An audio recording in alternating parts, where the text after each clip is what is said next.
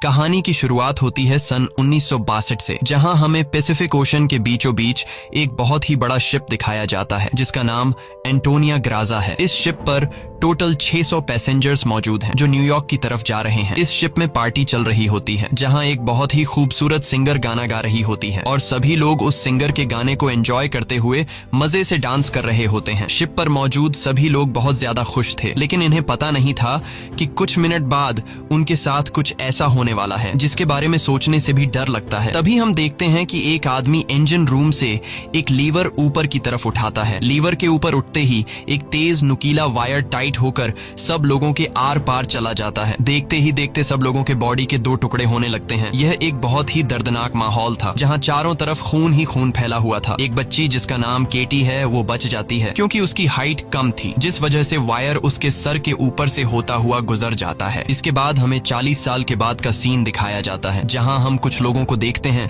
जो एक टग बोट की मदद से एक बड़े शिप को खींच कर ले जा रहे होते हैं। तभी अचानक वो पुराना शिप डूबने लगता है। यह देखकर ग्रुप का लीडर अपनी टीम में से एक लड़की जिसका नाम मर्फी है उसे उस पुराने शिप पर भेज देता है ताकि मर्फी उस पुराने शिप को जिस वायर से बांध कर ले जाया जा रहा था उसे आजाद कर दे, वरना अगर यह पुराना शिप डूब गया तो उसके साथ साथ इनकी ये टग बोट भी डूब जाएगी। मर्फी जब उस पुराने शिप पर पहुंचती है तो उसे पता चलता है कि पुराने शिप के निचले हिस्से में दरार पड़ चुकी है, जिस वजह से शिप में तेजी से पानी भरता जा रहा है और अगले 5 मिनट में यह शिप पानी में डूब जाएगा। मर्फी ये बात अपनी टीम के लीडर को बताती है। ये सुनकर टीम का लीडर मर्फी को ऑर्डर देता है कि जिस वायर से हम इस शिप को खींच रहे हैं उस वायर को आजाद कर दो और फौरन वहां से निकलकर हमारे पास टग बोट पर पहुंचो, क्योंकि हम इस पुराने शिप को छोड़कर जाने वाले हैं। तभी टीम के 2 और साथी भी मर्फी के पास पहुंच जाते हैं और वो भी मर्फी को बाहर निकलकर शिप को छोड़ने के लिए कहते हैं, लेकिन इस शिप को ढूंढने में उन्हें 3 महीने लगे थे, जिस वजह से मर्फी इतनी आसानी से इस शिप को छोड़कर नहीं जाने वाली थी। वो शिप को बचाने के लिए नीचे पानी में कूद जाती है, जिसे देखकर ऊपर बैठे 2 साथी भी औजार लेकर मर्फी के पीछे कूद जाते हैं। ये तीनों जैसे तैसे करके शिप को डूबने से पहले ही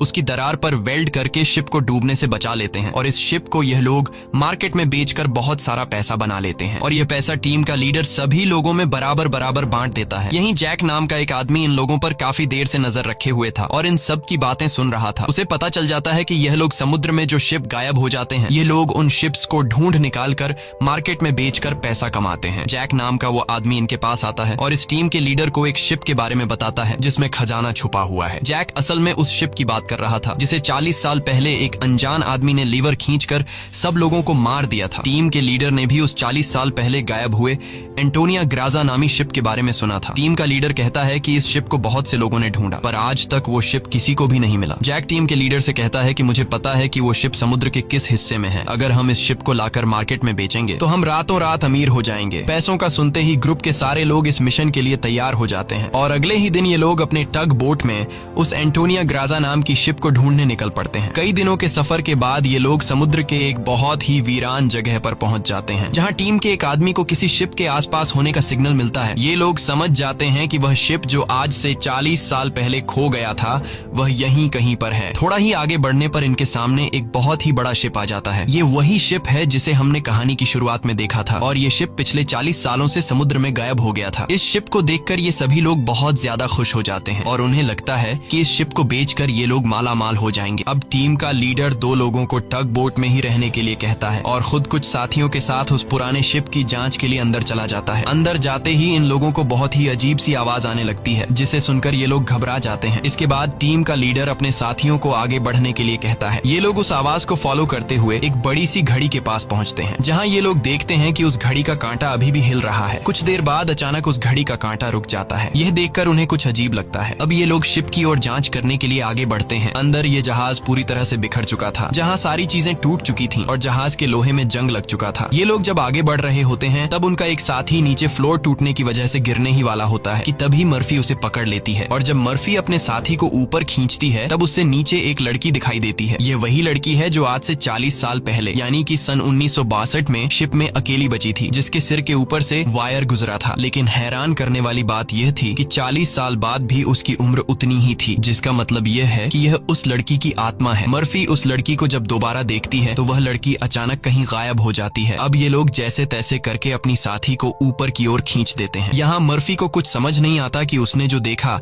वह सच था या फिर कोई वहम, लेकिन यह सब देखकर मर्फी बहुत ज्यादा डर जाती है। अब यह शिप बहुत ही ज्यादा ज्यादा बड़ा था, इसलिए ये लोग इसे और एक्सप्लोर करने लगते हैं और चलते चलते शिप के मेन कैबिन तक पहुंच जाते हैं, जहां जांच करते हुए उन्हें एक डिजिटल वॉच मिलती है। ये देखकर ये लोग कंफ्यूज्ड हो जाते हैं, क्योंकि आज से 40 साल पहले इस तरह की डिजिटल वॉच नहीं हुआ करती थी। और इस वॉच को देखकर ये लोग समझ जाते हैं कि जरूर हमसे पहले भी यहाँ कुछ लोग आ चुके हैं। इसके बाद ये सब वापस अपने टग बोट पर आते हैं और टीम का लीडर डिसाइड करता है कि अगले दिन हम इस शिप को टग बोट से बांध कर ले जाएंगे। अगली सुबह उन्हें पता चलता है कि शिप में एक बहुत बड़ा होल है, जिसकी वजह से धीरे धीरे शिप पानी में डूब रहा है। टीम का लीडर कहता है कि इस हालत में शिप को टग बोट से बांध कर ले जाना नामुमकिन है, क्योंकि शिप में ढेर सारा पानी जमा हो चुका है। पानी की वजह से शिप का वजन कई गुना बढ़ चुका है, इसीलिए इस पुराने शिप को टग बोट से बांध कर ले जाना एक बेवकूफी होगी। अब ये लोग डिसाइड करते हैं कि पहले हम शिप के होल को वेल्ड करके बंद करेंगे और फिर शिप के अंदर मौजूद सारा पानी निकाल कर इसे टग बोट से बांध कर ले जाएंगे। कैप्टन की बात सबको ठीक लगती है, जिसके बाद ये सभी अपने अपने काम पर लग जाते हैं। कुछ साथी शिप के होल को रिपेयर करने में लग जाते हैं और कुछ शिप के अंदर मौजूद खजाना ढूंढने में लग जाते हैं। मर्फी खजाने की जांच में आगे बढ़ते हुए एक स्विमिंग पूल के पास पहुंचती है। स्विमिंग पूल को देखकर वह हैरान रह जाती है, क्योंकि स्विमिंग पूल पर ढेर सारे गोलियों के निशान थे। अब वह स्विमिंग पूल से जब ऊपर की तरफ आ रही होती है, तभी एक बार फिर से वह लड़की मर्फी के सामने आ जाती है, जिसे देखकर डर के मारे मर्फी वापस नीचे पूल में गिर जाती है। उसका सर तेजी से स्विमिंग पूल के फ्लोर से टकराता है और खून निकलना शुरू हो जाता है, पर स्विमिंग पूल उसके खून को अब्सॉर्ब कर लेता है। मर्फी एक बार फिर से जब ऊपर देखती है तो वो लड़की वहाँ नहीं थी और अब वहाँ पर जैक होता है। जैक मर्फी को स्विमिंग पूल से बाहर निकालने में मदद करता है। बाहर निकलते ही मर्फी जैक से कहती है कि मैंने अभी अभी यहाँ पर एक लड़की देखी है, लेकिन पता नहीं वह अचानक कहाँ गायब हो गई। जैक मर्फी से कहता है कि यह तुम्हारा वहम होगा, यहाँ पर कुछ भी ऐसा नहीं है। इसके बाद ये दोनों आगे बढ़ते हैं और इन दोनों के यहाँ से जाने के बाद स्विमिंग पूल पूरी तरह से खून से भर जाता है। दूसरी तरफ टीम के लीडर को उस पुराने शिप के कैप्टन का रूम मिल जाता है। टीम का लीडर जब रूम के अंदर जाता है तो रूम काफी बुरी हालत में था। रिसर्च करने पर टीम के लीडर को वहाँ पर कुछ भी खास नहीं मिला। जब टीम के लीडर की नजर सामने टेबल पर पड़ती है तो वह देखता है कि टेबल पर एक शराब की बोतल और ग्लास में किसी ने पैक बनाकर रखा है। यह सब देखकर ऐसा लग रहा था जैसे अभी अभी कोई शराब पीकर चला गया हो। टीम का लीडर जैसे ही इस ग्लास को उठाकर पीने वाला होता है, तब उसकी नजर सामने लगे शीशे पर पड़ती है और शीशे में टीम के लीडर को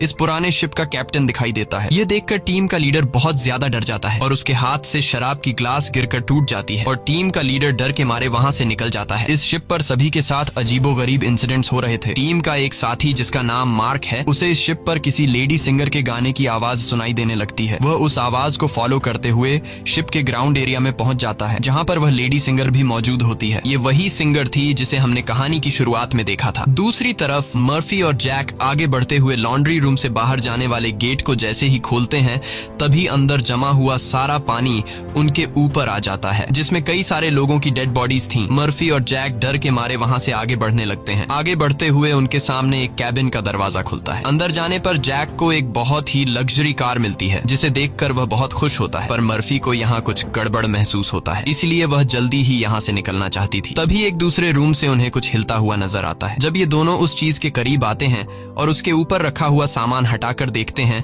तो उनकी आंखें खुली की खुली रह जाती हैं, क्योंकि वहां पर सोने से भरा हुआ एक बॉक्स पड़ा था। ये देखकर मर्फी अपने बाकी साथियों को तुरंत बुला लेती है और जब सब यहाँ पहुंचते हैं तो सामान हटाने पर उन्हें इसी तरह के 9 बॉक्स मिलते हैं और हर एक बॉक्स में 28 गोल्ड प्लेट्स पड़ी हुई थी, जिसे देखकर सभी की खुशी का ठिकाना नहीं रहता, क्योंकि ये सभी रातों रात अमीर हो गए। इतने बड़े खजाने को ढूंढने के बाद ये लोग डिसाइड करते हैं कि इस शिप को यहीं छोड़ देंगे और सिर्फ सोना यहाँ से लेकर जाएंगे। इसके बाद ये लोग सारा का सारा गोल्ड अपने टग बोट पर रख देते हैं और अब ये लोग यहाँ से निकलने की तैयारी करते हैं। टग बोट को चलाने वाला कैप्टन बोट को स्टार्ट करने के लिए इंजन की सफाई करने लगता है और तभी हमें दिखाया जाता है कि टग बोट में रखा गया सिलेंडर का वाल्व अपने आप चालू हो गया है, जिससे हवा में गैस फैलना शुरू हो जाता है। वही मर्फी एक बार फिर से उसी लड़की को देखती है जो उसकी तरफ तेजी से भागती हुई आ रही होती है, जैसे वह मर्फी को कोई बात बताना चाहती हो, पर तभी उसे कोई पकड़कर नीचे धकेल देता है और जैसे ही टग बोट का कैप्टन इंजन को ऑन करता है, तभी सिलेंडर से निकली गैस की वजह से पूरे बोट में एक बहुत ही बड़ा ब्लास्ट होता है, जिसमें टग बोट का कैप्टन मारा जाता है। अब ये लोग समुद्र के बीचों बीच एक सुनसान शिप पर फंस चुके थे। ये सभी लोग बहुत ज्यादा परेशान होते हैं, क्योंकि उनके पास जो यहाँ से निकलने का टग बोट था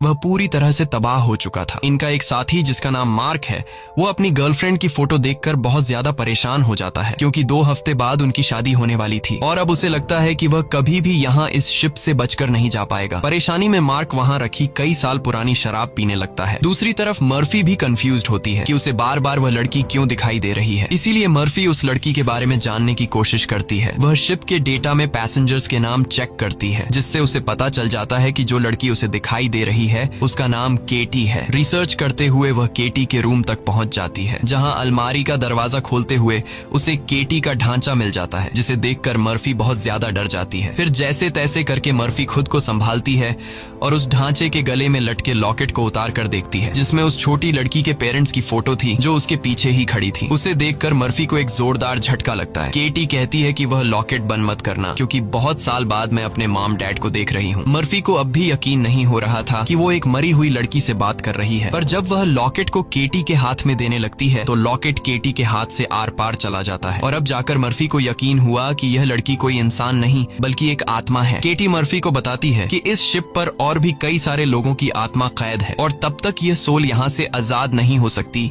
जब तक उस आदमी को न मारा जाए जो लोगों की आत्मा को यहाँ पर कैद करता है। मर्फी केटी से पूछती है कि कौन है वो आदमी जिसने तुम्हें और बाकी लोगों की आत्माओं को यहाँ कैद कर रखा है। केटी जैसे ही मर्फी को उस आदमी के बारे में बताने वाली होती है, तभी अचानक छत पर कुछ अजीब से कीड़े निकलने लगते हैं, जिसे देखकर केटी बहुत ज्यादा डर जाती है और वह मर्फी से कहती है कि जल्द से जल्द इस शिप से तुम लोग निकल जाओ वरना तुम लोग मारे जाओगे। इसके बाद केटी गायब हो जाती है। दूसरी तरफ मार्क पूरी बोतल पीने के बाद उसे चक्कर आने लगा। उसके आसपास पड़े सभी टेबल और चेयर्स हिलने लगते हैं। देखते ही देखते सब कुछ रिपेयर होकर नया हो गया और आज से 40 साल पहले जो लोग इस शिप में मारे गए थे वह दोबारा से मार्क के सामने जिंदा खड़े हो गए। मार्क बीच में खड़ा था, जिसके चारों तरफ लोग उसके लिए तालियां बजाने लगे। शुरू में तो मार्क को भी कुछ अजीब लगता है, लेकिन फिर वह सोचता है कि यह सब शराब का कमाल है। अगले ही पल वह लेडी सिंगर मार्क के करीब आ गई और वह मार्क के साथ इंटीमेट होने लगी। लेडी सिंगर पूरी तरह से मार्क को अपने वश में करके अपने पीछे लगा देती है। मार्क भी बिना कुछ सोचे समझे उसके पीछे जाने लगा। बेवकूफ मार्क को पता ही नहीं चलता कि ये सिंगर उसे एक ट्रैप में फंसा रही है। वह लेडी सिंगर फ्लोर के किनारे पर खड़ी होकर मार्क को बुलाने लगती है। मार्क इस सिंगर को हासिल करने के चक्कर में फ्लोर से नीचे गिरकर मारा जाता है। वही हमें टीम के लीडर को दिखाया जाता है,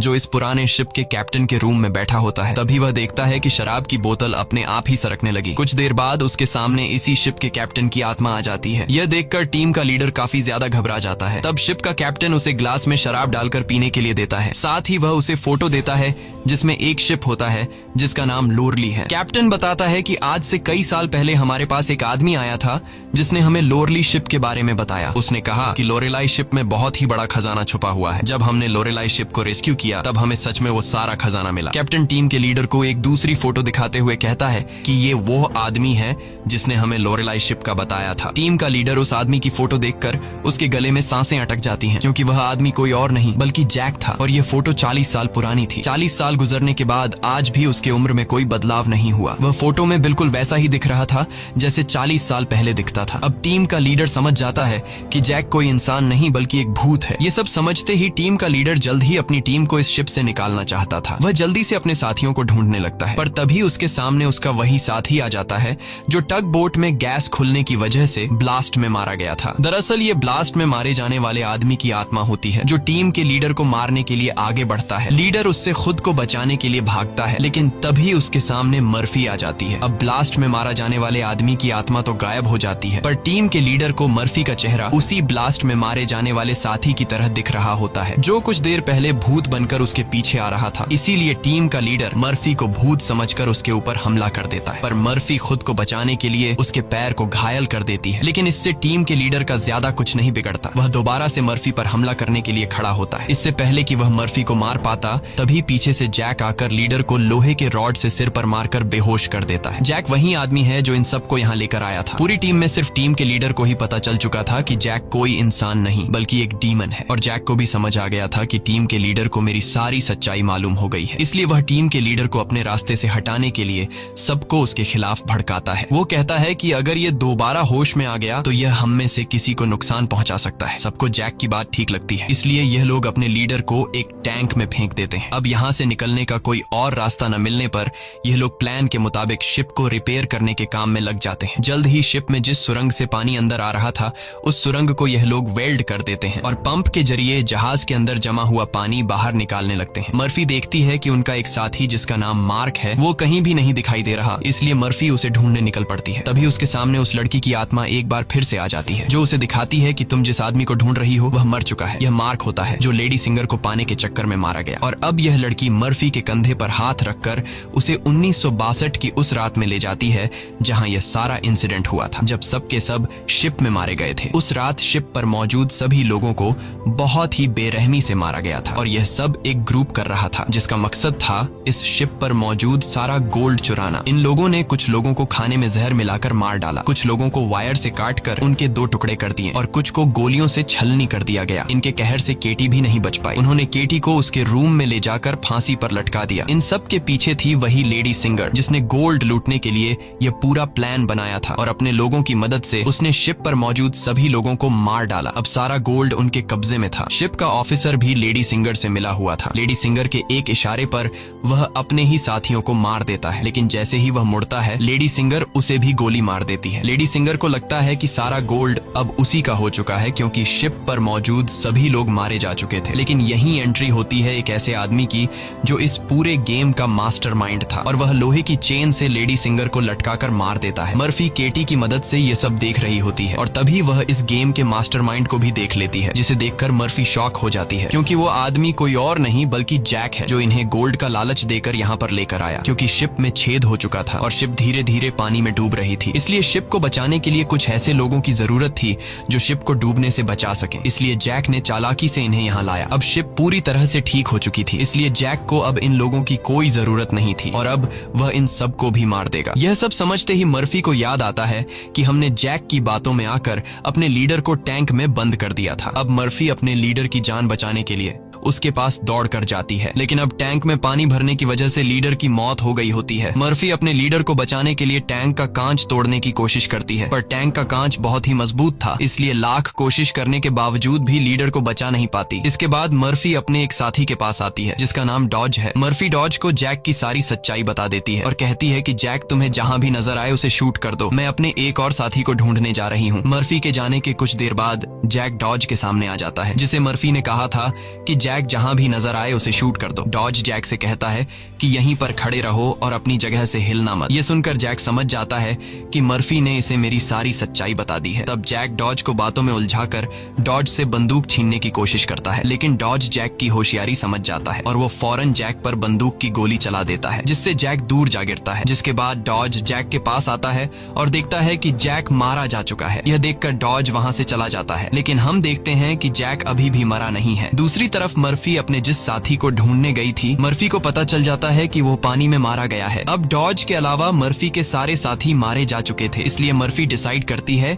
कि वो इस पूरे शिप को तबाह कर देगी। जिसके बाद मर्फी शिप के हर एक कोने में बॉम्ब फिट करने लग जाती है और तभी उसके पास डॉज आ जाता है। डॉज मर्फी को बताता है कि मैंने जैक को मार दिया। ये सुनकर मर्फी कहती है कि जैक नहीं मरने वाला है, क्योंकि जैक कोई इंसान नहीं बल्कि एक डीमन है, इसलिए हमें यह पूरी शिप ब्लास्ट करनी होगी ताकि जैक हमारी तरह और किसी इंसान को यहाँ लाकर न फंसा सके। और जैक ने जितने भी सोल्स को इस शिप में कैद कर रखा है वो सभी आजाद हो जाएंगे। डॉज यहाँ पर गुस्से से मर्फी को समझाता है कि हमें शिप को ब्लास्ट नहीं करना चाहिए, क्योंकि इस तरह से शिप में रखा सारा गोल्ड बर्बाद हो जाएगा और हमें बिना गोल्ड हासिल किए खाली हाथ घर लौटना होगा। मर्फी कहती है कि यह गोल्ड दरअसल जैक का एक चाल है जो हम यहाँ से कभी भी नहीं ले जा पाएंगे, इसलिए मुझे हर हाल में यह शिप ब्लास्ट करनी होगी। अब जैक समझ जाता है कि मर्फी किसी भी हाल में नहीं मानने वाली, इसलिए जैक अपने असली रूप में आ जाता है, जिससे हम समझ जाते हैं कि जैक ने डॉज को भी मार दिया था। जैक उसे बताता है कि तुम्हारा और मेरा काम एक ही है, जिस तरह से तुम समुद्र में फंसी हुई शिप्स को जमा करती हो उसी तरह से मैं सोल्स को जमा करता हूँ। पहले मैं भी इंसान था, लेकिन मैंने बहुत पाप किए जिसके बदले मुझे यह काम दिया गया और अब मैं सोल कलेक्टर हूँ, जिसके लिए मुझे शिप की जरूरत है और मैं नहीं चाहता कि तुम इस शिप को ब्लास्ट करो। जैक मर्फी को एक चांस देता है। वो कहता है कि जाओ, मैं तुम्हें नहीं मारूंगा, लेकिन बदले में तुम्हें इस शिप को ब्लास्ट नहीं करना होगा। पर मर्फी उसकी बात नहीं मानती, जिसके जिसके बाद जैक एक लोहे के रॉड से उस पर हमला कर देता है, जिससे मर्फी नीचे गिर जाती है। अब जैसे ही जैक मर्फी को मारने के लिए आगे बढ़ता है, तब मर्फी एक तीर चलाकर उस बॉम्ब वाले रिमोट पर निशाना लगाती है और खुद फौरन पानी में कूद जाती है, जिसके बाद शिप में एक बहुत बड़ा ब्लास्ट होता है। ब्लास्ट की वजह से शिप पानी में डूबने लगती है और मर्फी पानी के अंदर शिप के नीचे फंस चुकी होती है। अब उसे बाहर निकलने का कोई रास्ता नहीं दिखता और उसकी सांसें भी फूलने लगती हैं। पर तभी वहाँ पर केटी की आत्मा आती है, जो मर्फी को हाथ से पकड़कर